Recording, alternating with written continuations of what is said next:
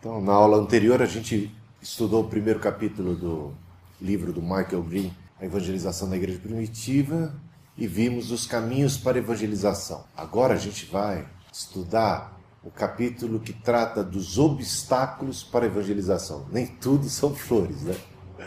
Se haviam portas abertas, estradas construídas, facilidades que foram encontradas pelos discípulos da época da igreja primitiva para a evangelização, é certo também que houve muitos obstáculos, que eles se depararam com barreiras, e a gente vai estudar algumas dessas barreiras. Bem, primeira coisa que a gente observa eram os preconceitos. Os cristãos primitivos foram vítimas de muitos preconceitos. Primeiramente, eles eram considerados antissociais. Antissociais? Os cristãos primitivos? Porque muito comércio e negócios eram feitos em ambientes como, por exemplo, saunas. Saunas onde rolava de tudo, né? Promiscuidade, prostituição. Então, os cristãos, por conta de sua conduta moral, evitavam ambientes promíscuos. E como isso era, naquela época, considerado algo natural, normal, e o lugar de se sociabilizar, de se fechar negócios e tal, os cristãos eram tidos como antissociais, pessoas estranhas que não partilham dos mesmos prazeres, das mesmas delícias dos filhos dos homens, pessoas que estão alienadas, pessoas que estão vivendo à margem da sociedade, que estão ali num gueto. Então, eles eram tidos como antissociais por conta disso. Eram chamados também de ateus. Ateus? Mas aí já é demais. Todo mundo sabe que os cristãos acreditam em Deus, mas naquela época não era bem assim. Naquela época, o politeísmo imperava no Império Romano. Então, você, em determinadas ocasiões, era convocado a prestar cultos aos deuses oficiais. Havia dias e celebrações em que, muitas vezes, até o imperador era adorado. Então, não prestar o devido culto a César, não prestar o devido culto aos deuses oficiais, isto era um sinal do seu ateísmo. Você não acredita nos deuses. Você não acredita no Deus César. Você duvida, você desrespeita, você não honra os nossos deuses. Então você é considerado um ateu por desacreditar, não honrar e não prestar o devido culto aos deuses oficiais. Vejam só, preconceitos, né? Eles eram tidos também como depravados, mas aí já é demais, né? Chamar os cristãos de depravados. Por quê? Porque muitas vezes espiões... Vamos lembrar o seguinte, antes de falar dos espiões, é bom a gente localizar a igreja naquele período. Nero botava fogo em Roma e a culpa nos cristãos. Os cristãos eram tidos por incendiários, pessoas antissociais, pessoas nocivas para a sociedade, responsabilizados por barbaridades como o incêndio de Roma. Então, por conta da perseguição que se deu contra a igreja passou a não poder se reunir em lugares públicos. Passou a cada vez precisar mais recorrer a lugares escondidos. Muitas vezes, lugares como cemitérios, catacumbas, cavernas, lugares afastados, subterrâneos. Era um lugar da reunião dos crentes. O que aumentava ainda mais o preconceito. Porque se dizia, esses crentes, esses cristãos, estão cultuando em lugares escondidos porque eles têm o que esconder. Está entendendo? Então, todo tipo de especulação a respeito do que se passava nos cultos cristãos se dava. E os opositores tiravam partido disso para sapecar, para engrossar o caldo dos preconceitos já existentes contra os cristãos. Muitas vezes, espiões, pessoas iam e participavam desses cultos já cheias de preconceitos, se infiltravam no meio da comunidade cristã, se dizendo simpatizante, e de repente eles observavam o seguinte: a prática do ósculo santo e de irmãos amando os irmãos, e do ensino de que teríamos que amar os irmãos e irmãs, amando uns aos outros. O que era interpretado por eles já na sua mente doentia, na sua mente preconceituosa, como incesto. Os irmãos estão se relacionando uns com os outros, tendo intimidade uns com os outros. Esses cristãos são incestuosos. Esses cristãos são os depravados. Olha só que barbaridade. Tem mais, hein? Tem mais, não para por aí não. Quer ver pior? Esses mesmos que se infiltravam, esses mesmos preconceituosos que de alguma maneira tinham algum contato com a comunidade, com os cultos, chegaram a ter contato com a celebração da ceia do Senhor. E o que eles viram foi assustador. Interpretado por eles como algo tipo canibalismo. Estão cortando e comendo o corpo de alguém. Eram chamados de canibais, creiam. Os cristãos primitivos foram denominados por muitos como canibais, carniceiros, depravados, antissociais, incendiários. Gente, não foi fácil para eles, não. Outro problema, eles adoravam quem? Eles seguiam a quem? Alguém que recentemente havia sido morto pelo Império Romano, condenado pelos judeus e pelos romanos, na pior espécie de morte possível, que só os bárbaros, só as pessoas, os criminosos, era uma espécie de cadeira elétrica. Morreu na cadeira elétrica, morreu na câmara de gás, foi eletrocutado. Então, ou seja, a morte mais cruel daquela época era destinada para os piores bandidos. E Jesus morreu considerado por muitos como um criminoso da pior espécie, que mereceu a pior espécie de morte que se tinha conhecimento naqueles dias. O fato de Cristo ter morrido na cruz, diz ali o texto, era escândalo para os judeus. Hoje parece que a cruz já se reveste de um outro conceito numa mentalidade cristã. Mas naquela época a morte de cruz ainda era praticada. E era muito recente que Cristo tivesse morrido ali. Então essas coisas não eram fáceis para eles. Quando eles tocavam no assunto da morte de Cristo, então suscitava alguém. Quer dizer que o Filho de Deus morreu numa cruz, o Messias partilhou de uma morte maldito que morrer, que for pendurado na cruz. Pronto, já era um preconceito que afastava tanto judeus como gentios. Era motivo de escárnio e de escândalo. Obstáculos judaicos. Cristo como pedra de tropeço para os judeus. Porque a expectativa messiânica dos judeus realmente não batia com aquilo que Cristo trouxe. A ideia do servo sofredor, de Isaías 53, não era vista por eles, e até hoje não é vista por eles, como um texto que fala do Messias, mas era uma espécie de metáfora do povo sofredor, o povo judeu. Então, eles não tinham em mente um Messias sofredor. O que eles tinham em mente era um Messias tipo rei Davi, que vem com um poderoso exército e que faz guerra contra os opressores e que promove uma vitória para Israel, uma hegemonia política. É isso que eles esperavam do Messias, o libertador, o salvador do povo em termos políticos. Quer ver mais? As expectativas messiânicas de um libertador político estavam ali frustradas na pessoa de Cristo. Os próprios discípulos ficaram confusos, a gente tem que reconhecer. Os próprios discípulos de Jesus esperavam em Cristo o libertador político que o povo tanto ansiava.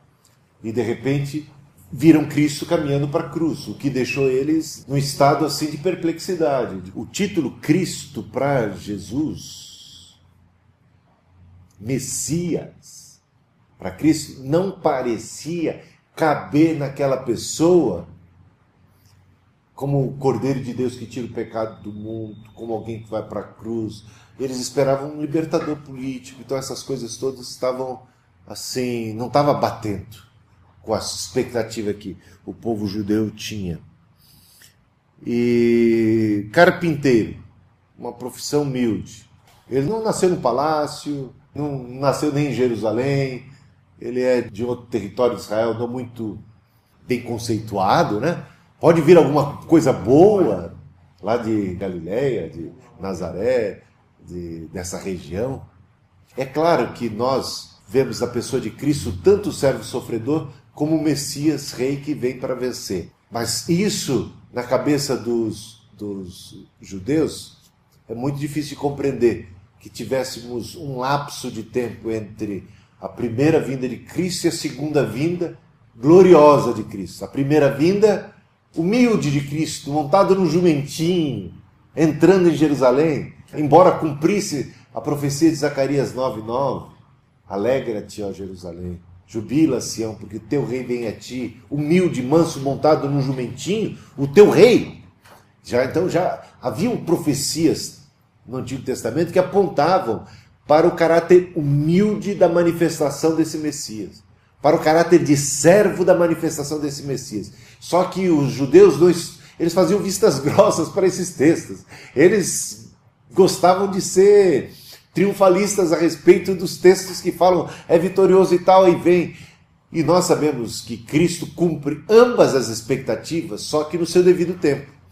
A princípio veio ele e entrou em Jerusalém como servo sofredor, como humilde, manso, montado no jumentinho. Segunda vez voltará montado num poderoso cavalo branco e com um exército poderoso, vindo para vencer, e botará seus pés poderosos sobre o Monte das Oliveiras, e aí não vai ter para ninguém. Bom, cremos nisso, aceitamos isso, entendemos assim, mas para os judeus isso não é tão claro assim. A palavra Senhor também foi problemática, porque ela, uma vez aplicada a Jesus, e nós sabemos que o termo Adonai, no Antigo Testamento, era usado para única e tão somente a pessoa de Deus, e era para substituir até mesmo o tetragrama, que é as 4 letras hebraicas para o nome de Jeová, que eles evitavam pronunciar. Então, o nome Adonai era um substituto. O que a gente vê aí é que esse nome Adonai agora, traduzido para Kyrios no grego, é usado para Jesus, Senhor. Aquele que era Senhor no passado, nos dias do Antigo Testamento, na mentalidade judaica, um único Senhor, um único Deus, agora título para Cristo, o que também era problemático. A questão da Trindade é problemática para a comunidade judaica, até para o Islã. Você vai observar que há mais expressões no Novo Testamento para Cristo, referindo-se a Ele como Senhor, do que como Salvador. E esta é uma expressão de sua divindade, porque era tão somente aplicada para o ser divino. E a ideia da Trindade, um problema, você tem que lidar. Hoje, quando você vai evangelizar alguém da comunidade judaica, vai evangelizar uma pessoa do Islã, eles não vão compreender com muita facilidade e não vão aceitar tão bem assim a ideia da Trindade. Eles vão achar que isso é politeísmo. Então, a Trindade só vem depois. O conceito vem depois, desenvolvido, mas de fato, na prática, as implicações da Trindade já eram vistas de cara. Você está chamando Jesus de Senhor. Você está dizendo que Ele é que vem julgar a terra. Quem é que é o grande juiz? É Deus. Que Ele é que perdoa pecados. Quem é que perdoa pecados, se não Deus? Que Ele que ressuscita os mortos. Quem é que ressuscita os mortos, se não Deus? Que Ele tem poder disso, tem poder daquilo. Então os poderes que são atribuídos a Cristo eram poderes atribuídos única e tão somente a Deus. E se vem agora atribuídos à pessoa de Cristo. Então eles já lidavam com as implicações que levariam à conclusão óbvia, inevitável da Trindade. Porque Cristo é adorado e só podemos adorar a Deus, não é? Cristo é chamado de Senhor. Cristo é chamado de Deus em várias ocasiões e adorado como tal, tratado como tal, reverenciado como tal. E isso, claro, suscitava muitas questões entre os judeus. Então é mais um obstáculo que eles tinham, que a gente pode saber que encontra hoje, dependendo das comunidades que estamos evangelizando. Tem alguma citação no Velho Testamento pode se atribuir à Trindade? Tem várias. Façamos o homem a nossa imagem e semelhança. No princípio criou Deus os céus e a terra era sem forma e vazia, e o Espírito pairava. Depois o termo façamos, desçamos e confundamos a sua língua, no plural, usado no plural também. E agora temos o episódio onde aparecem 3 pessoas a Abraão. 3 anjos visitando Abraão. Abraão trata-os como se fossem Deus. Fala com eles como se estivesse conversando com Deus, e os que falam com ele, um porta-voz ali, fala como se fosse o próprio Deus. E aí há toda aquela intercessão por Sodoma e Gomorra e tal. Nesse episódio temos uma revelação no Antigo Testamento da Trindade. Muito interessante. Outro texto que Jesus cita muito: disse o Senhor ao meu Senhor. Falava o rei Davi de um Senhor supremo que disse a outro Senhor dele. Quem era Senhor de Davi? Então aí Jesus fala, estou lá nas páginas, examinar as Escrituras porque elas testificam de mim. Então tem muito texto, né? Realmente é interessante observar. Em Isaías, capítulo 9, que fala: o menino nos nasceu, um filho se nos deu, o principado está sobre os seus ombros, e o seu nome é Emanuel, Deus forte, Pai da eternidade, Príncipe da paz. Ele falou, o nome do menino é Deus forte, o nome do menino é Pai da eternidade, o nome do menino é Príncipe da paz. Esse menino tá com a bola toda, hein? Nessa profecia aí. E o principado está sobre os seus ombros, e o seu reino dura para sempre. O seu reino não tem fim. É muito interessante. É claro, é uma profecia messiânica que se cumpre em Jesus e mostra mesmo que ele é o rei. Vocês falam, né? Santo, santo, santo. Santo, é uma revelação tripla majestade, santidade. É muito curioso. Há muitas coisas. A própria palavra Elohim, Deus, é plural, né? O in, né, você sabe, é plural. Muito curioso. Bom, mas vamos ficar por aqui. O interessante é que a gente tem a revelação do Novo Testamento, quando Deus se manifesta, né? No princípio, lembra Gênesis 1? No princípio criou Deus os céus e a terra. No princípio, diz João, era o Verbo. O Verbo estava com Deus, o Verbo era Deus. Então Cristo estava ali no princípio com o Espírito, com o Pai, criando todas as coisas. Bem, irmãos, vamos só concluindo. Outra coisa é que os cristãos primitivos eram, na sua grande maioria, pessoas iletradas. Então, foi considerada o cristianismo uma religião da ralé da sociedade. Isso é coisa de ignorante. Coisa desses que são muito ignorantes. Então, foi desprezado, principalmente pela comunidade intelectual. A igreja também servia de pedra de tropeço. Por que a igreja servia de pedra de tropeço? Veja só como Estevão, quando falou a respeito de templo, Deus não habita em templos construídos por mãos humanas. Quando ele falou isso, o templo ainda estava em pé. Pegaram pedra e apedrejaram Estevão.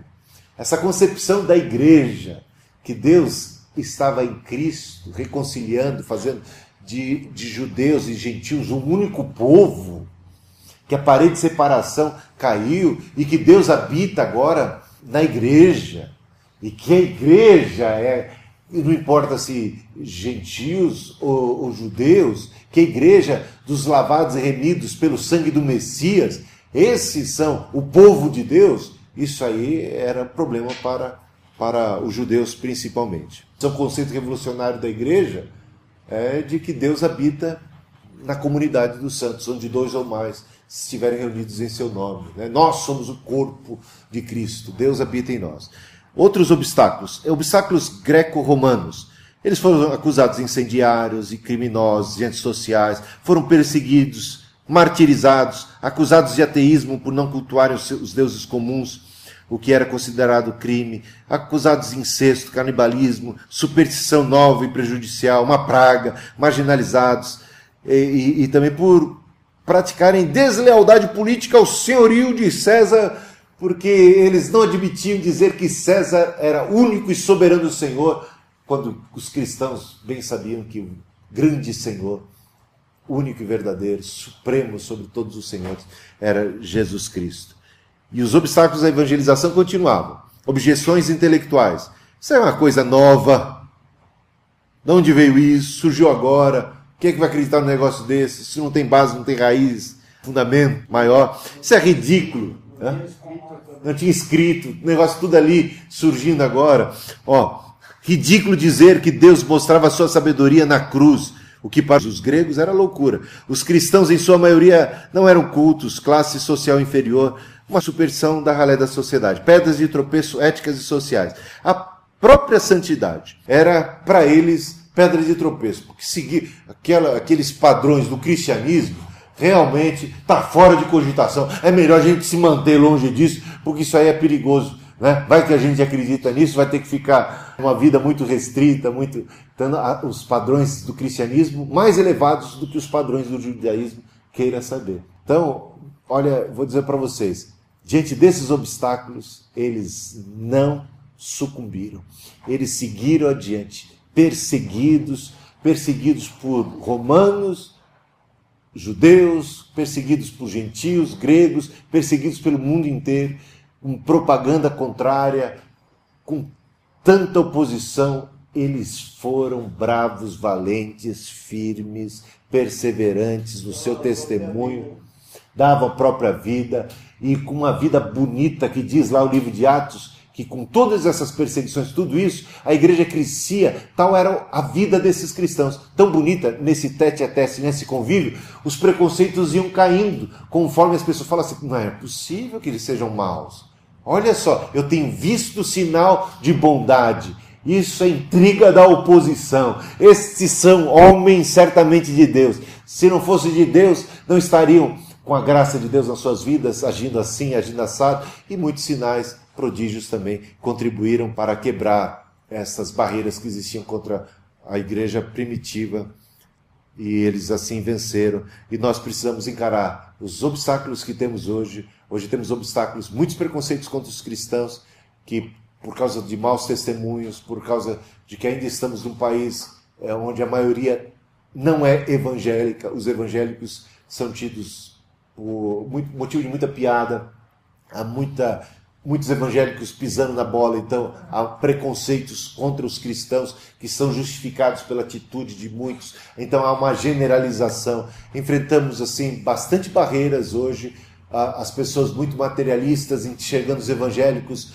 como pessoas que estão interessadas apenas em dinheiro, em dízimo e coisas assim. Então enfrentamos bastante preconceitos e precisamos lidar como os cristãos primitivos lidaram com os preconceitos de sua época.